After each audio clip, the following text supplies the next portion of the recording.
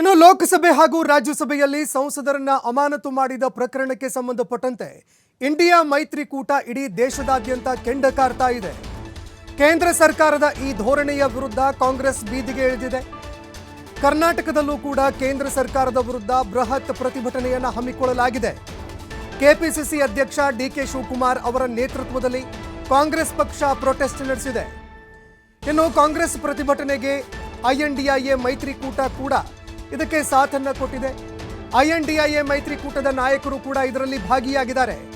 ಬೆಂಗಳೂರಿನ ಫ್ರೀಡಂ ಪಾರ್ಕ್ನಲ್ಲಿ ಕೇಂದ್ರದ ಧೋರಣೆಯ ವಿರುದ್ಧ ವಿಪಕ್ಷ ನಾಯಕರೆಲ್ಲ ಕಿಡಿಕಾರಿದ್ದಾರೆ. ದೇಶದಲ್ಲಿ ಈ ಸ್ಥಿತಿ ಎಂದೂ ಬಂದಿರಲಿಲ್ಲ ಅಂತ ಕಾಂಗ್ರೆಸ್ ನಾಯಕರು ಕಿಡಿಕಾರಿದ್ದಾರೆ. ಪ್ರಜಾಪ್ರಭುತ್ವಕ್ಕೆ ಬಿಜೆಪಿಯವರು ಅವಮಾನ ಮಾಡಿದ್ದಾರೆ ಅಂತ ವಿಪಕ್ಷ ನಾಯಕರು ಆಕ್ರೋಶ ವ್ಯಕ್ತಪಡಿಸಿದ್ದಾರೆ. ಇನ್ನು ರಾಜ್ಯದ ಎಲ್ಲ ಜಿಲ್ಲಾ ಕೇಂದ್ರಗಳಲ್ಲೂ ಕೂಡ ಕಾಂಗ್ರೆಸ್ ಕಾರ್ಯಕರ್ತರು ಹೋರಾಟವನ್ನು ಕೈಗೊಳ್ಳುವುದಾಗಿ ಎಚ್ಚರಿಕೆ ಕೊಟ್ಟಿದ್ದಾರೆ.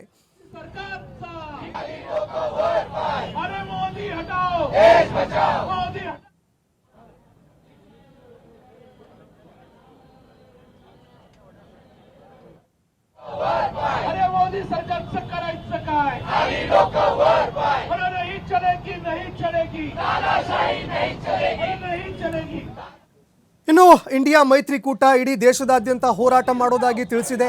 ಅದೇ ರೀತಿಯಾಗಿ ಹೋರಾಟಗಳನ್ನು ಕೈಗೊಳ್ತಾ ಇದೆ.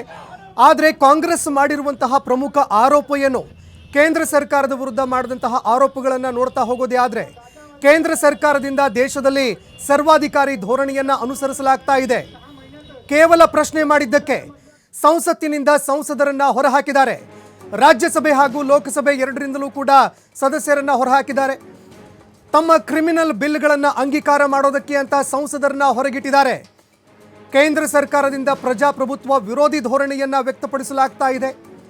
2024ರಲ್ಲಿ ಬಿಜೆಪಿ ಅಧಿಕಾರಕ್ಕೆ ಬಂದಿದ್ದೇ ಆದರೆ ದೇಶದಲ್ಲಿ RSSನ ಸರ್ಕಾರ ಬರಲಿದೆ.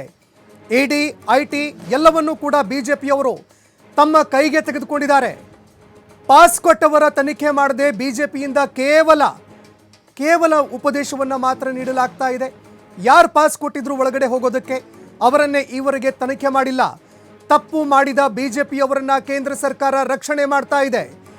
ಪ್ರಜಾಪ್ರಭುತ್ವ ಕುಸಿದು ಹೋಗಿದೆ ಅನ್ನೋದಕ್ಕೆ ಬಿಜೆಪಿಯ ಈ ಧೋರಣೆಯೇ ಸಾಕ್ಷಿ. ಸಂಸತ್ತಿನ ಪರಂಪರೆಯನ್ನ ಪ್ರಧಾನಿ ನರೇಂದ್ರ ಮೋದಿ ಅವರು ಉಲ್ಲಂಘನೆ ಮಾಡಿದ್ದಾರೆ. ಸಂಸತ್ತನ್ನ ಕಾಪಾಡಿದವರು ದೇಶವನ್ನ ಹೇಗೆ ಕಾಪಾಡ್ತಾರೆ ಅಂತ ಕಾಂಗ್ರೆಸ್ ಪ್ರಶ್ನೆ ಮಾಡ್ತಾ ಇದೆ. ಇನ್ನು ಅದೇ ರೀತಿಯಾಗಿ 143 ಸಂಸದರನ್ನ ಅಮಾನತು ಮಾಡುವಂತಹ ಕೆಲಸವನ್ನ ಮಾಡಲಾಗಿತ್ತು. ಯಾವ್ಯಾವ ದಿನ ಎಷ್ಟು ಸಂಸದರನ್ನ ಅಮಾನತು ಮಾಡಲಾಯಿತು ಅಂತ ನೋಡಿದ್ದೆ ಆದರೆ ಡಿಸೆಂಬರ್ 14ನೇ ಗುರುವಾರ ಒಟ್ಟು ಲೋಕಸಭೆಯಲ್ಲಿ 13 ಜನ, ರಾಜ್ಯಸಭೆಯಲ್ಲಿ ಒಬ್ಬ ಸದಸ್ಯರನ್ನ ಅಮಾನತು ಮಾಡಲಾಯಿತು. ಒಟ್ಟು 14 ಜನ ಸದಸ್ಯರನ್ನ ಅಮಾನತು ಮಾಡಲಾಗಿದೆ. ಅದೇ ರೀತಿಯಾಗಿ ಡಿಸೆಂಬರ್ 14ನೇ ಸೋಮವಾರ ಲೋಕಸಭೆಯಲ್ಲಿ 33, ರಾಜ್ಯಸಭೆಯಲ್ಲಿ 45 ಸದಸ್ಯರನ್ನ ಅಮಾನತು ಮಾಡಲಾಗಿದೆ. ಒಟ್ಟು 48 ಜನ ಸದಸ್ಯರನ್ನ ಅಮಾನತು ಮಾಡಲಾಯಿತು, 78 ಜನರನ್ನ. ಅದೇ ರೀತಿಯಾಗಿ ಡಿಸೆಂಬರ್ 19ನೇ ಮಂಗಳವಾರ ಲೋಕಸಭೆಯಲ್ಲಿ 49, ರಾಜ್ಯಸಭೆಯಲ್ಲಿ 0 ಸಂಸದರನ್ನ, ಒಟ್ಟು 49 ಜನ ಸಂಸದರನ್ನ ಅಮಾನತು ಮಾಡಲಾಗಿದೆ. ಇನ್ನು ಅದೇ ರೀತಿಯಾಗಿ ಡಿಸೆಂಬರ್ 20 ಬುಧವಾರ ಒಟ್ಟು ಅಮಾನತುಗೊಂಡವರ ಸಂಖ್ಯೆ ಲೋಕಸಭೆಯಲ್ಲಿ 2, ರಾಜ್ಯಸಭೆಯಲ್ಲಿ ಒಬ್ಬರನ್ನು ಕೂಡ ಅಮಾನತು ಮಾಡಲಾಗಲಿಲ್ಲ. ಒಟ್ಟು 2 ಸಂಸದರನ್ನ ಅಮಾನತು ಮಾಡಲಾಯಿತು. ಡಿಸೆಂಬರ್ 21ರ ಗುರುವಾರ ಅಮಾನತುಗೊಂಡವರ ಸಂಖ್ಯೆ ಲೋಕಸಭೆಯಲ್ಲಿ 3, ರಾಜ್ಯಸಭೆಯಲ್ಲಿ ಒಟ್ಟು 0. ಇನ್ನು ಟೋಟಲ್ ಆಗಿ ಎಷ್ಟು ಜನ ಅಮಾನತುಗೊಂಡಿದ್ದಾರೆ ಅಂತ ನೋಡಿದ್ದೆ ಆದರೆ 3 ಜನ ಸಂಸದರನ್ನ ಅಂದಿನ ದಿನ ಅಮಾನತು ಮಾಡಲಾಯಿತು. ಅಂದರೆ ನಿನ್ನೆ ಅಮಾನತು ಮಾಡಲಾಗಿದೆ. ಒಟ್ಟು ಈವರೆಗೆ 146ರಷ್ಟು ಸಂಸದರನ್ನ ಅಮಾನತು ಮಾಡಲಾಗಿದೆ, ಸದಸ್ಯರನ್ನ ಅಮಾನತು ಮಾಡಲಾಗಿದೆ.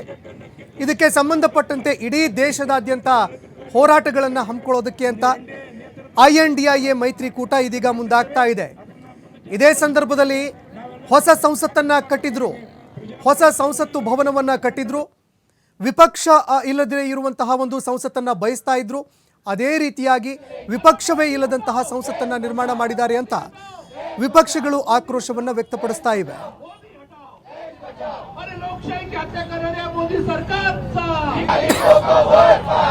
मोदी हटाओ देश बचाओ, मोदी हटाओ देश बचाओ.